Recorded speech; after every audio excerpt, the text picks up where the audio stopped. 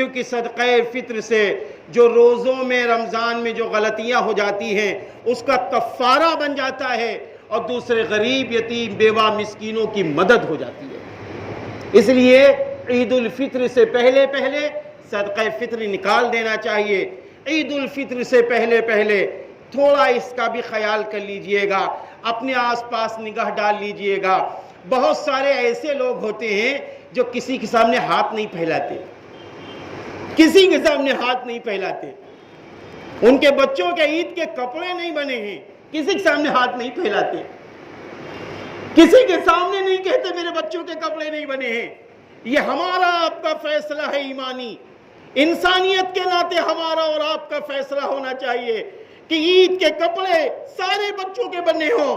کہیں ہمارا پڑوسی ایسا تو نہیں کوئی مزدور پیشہ کہ جو بیچارہ روزے رکھنے کی وجہ سے، پھیری لگانے والے ہمارے لوگ بیچارے روزہ رکھنے کی وجہ سے اگر وہ نہیں جا سکے ہیں، ہمارے آس پاس اگر رہ رہے ہیں، میرے پیارے مسلمانوں ان سے ملو، ان کو بھاپ لو، کہنے کی ضرورت نہیں ہے، جو چاہو ان کی مدد کر دو، اللہ راضی ہو جائے گا، اللہ خوش ہو جائے گا، اللہ کی مدد و نصرت مل جائے گی۔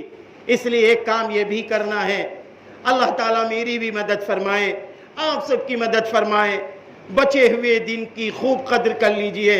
رو لو پیارے مسلمانوں، کچھ نہیں جائے گا، کچھ نہیں جائے گا، رو لو بھی رمضان بھر، آگے خوشیاں ہی خوشیاں مل جائیں گی۔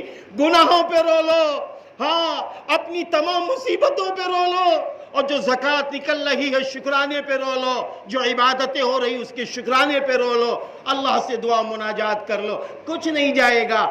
شب قدر کی راتوں کی قدر کر لو، افطار سے پہلے دعاؤں کا اہتمام، نفلی نمازوں میں دعاؤں کا اہتمام، تہجد میں دعاؤں کا اہتمام کر لو پیارے مسلمانوں۔ اپنے لیے مانگ لو، سارے انسانوں کے لیے مانگ لو، سارے مسلمانوں کے لیے مانگ لو، بیماروں کے لیے، پریشان حالوں کے لیے، سب کے لیے اللہ سے دعائیں کر لو۔ دنیا بھی سنور جائے گی، آخرت بھی بن جائے گی۔